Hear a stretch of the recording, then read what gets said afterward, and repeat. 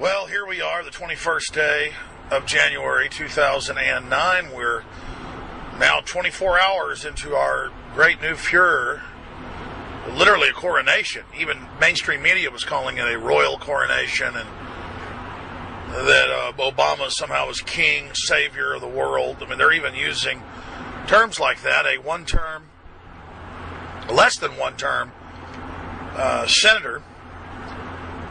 And when you look at his policies, it's a New World Order nightmare with Henry Kissinger and others on TV going, his image in the world is so great, we'll be able to get a New World Order through with him.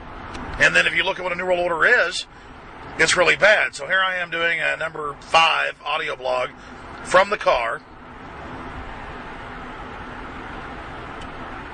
as I drive into the radio studio. But the reason I'm doing this particular talk is not about Obama. I'm going to do that on air today and in future audio blogs for the websites Infowars.com and PrisonPlanet.com. The reason I'm going over this today, well, the issue I'm dealing with today is the banker takeover. It's improper to call it the banker bailout. It was the imperial coronation of the private central banks, not your mainstream bank, as above the law, totally secret, and able to steal an infinity of, it's not even money, it's zeros and ones, it's numbers on a computer. They can just put the number Googleplex in there. They can put the number in there, 500 billion quadrillion. They can put the number in there infinity. They can do whatever they want. And they just tell Congress, well, it's 8.5 trillion, but we won't tell you where it went. And then that was 5 weeks ago, and I can't wait to find out how much they've stolen in the last 5 weeks. If in 7 weeks they stole 8.5 trillion, my God. Can you imagine in 5 weeks what they've done? And I keep harping on that. The issue, the most important point I want to make and be clear here with, that we need to get out, that we need to get the word out to everybody on, is we see Bank of America laying off people, and Chase Manhattan, Citibank, and we see Northern Rock and European British banks and all this, quote, trouble, and laying people off, and folks say, oh, the banking system really is in crisis. The elite really is in crisis. They're in trouble. Well, number one, almost 3 years ago, hard to believe time's flying like that, in Bilderberg in 2006, we had inside sources, and we went on the radio with live reports from Canada, and we went on the radio live on Coast to Coast, and we posted videos right when we got back with interviews with Daniel Estelin with his sources inside the elite meeting, and I put it in the extras of my film Endgame, Blueprint for Global Enslavement, which has been out for a year and a half. So it's on record that we came out with the information we had and said the elite are planning to pop the subprime mortgage bubble and cause a banking collapse to consolidate power. No one else called it. We did, but we didn't call it. If you're out there cleaning up a fence row and hear 2 bank robbers on the other side planning their next heist, and you call the police and they go to their hideout and bust them, you're not psychic. You don't have a crystal ball. You're not magic.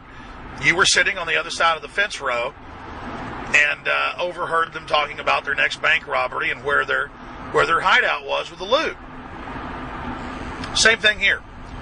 And then, of course, our claims of having these sources from multiple angles inside Now Bilderberg was verified by exactly what we said, precisely what we said happening. And then I can go through the Financial Times of London and Henry Kissinger on CNBC and Newsweek magazine a few months ago when they had that Bretton Woods too. And then they said, well, it's all secret what we said inside. But we've already seen what the white papers were previously. They call this a great opportunity, this crisis.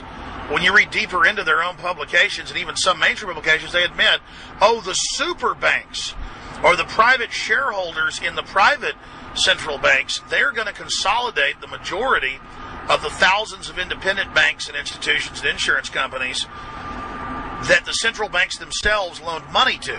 But the money the central banks had to loan had supposed value, these zeros and ones on a computer, because they're backed up by the credit and faith of the American people and the huge imperial military and also the people of Europe, Australia, New Zealand, Japan, and now China and Saudi Arabia, Qatar, and others.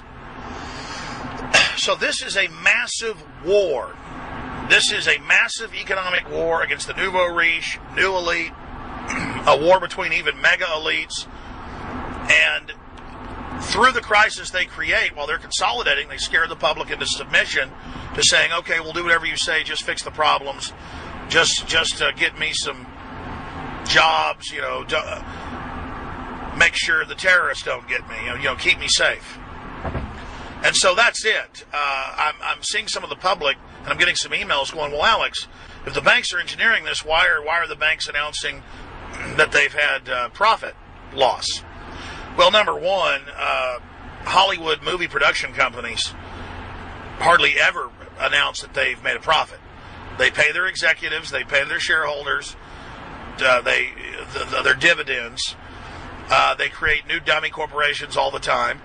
And most major Fortune 500 media companies, but also Goldman Sachs, it came out this year, they paid 1% federal tax. Timothy Geithner, the new Treasury Secretary, about to be confirmed, he pays nothing, and he doesn't care. They're all above the law. 65% of Congress plus doesn't pay taxes because they're above the law. But I'm digressing here, and I'm about to get to the office. It just needs to be crystal clear here that this is completely and totally contrived, and the big families that own the large foundations that made their money tax-free in the last 100 years to protect their own wealth, and the Gateses just did it 5 years ago. I guess 10, 11 years ago, Ted Turner did it.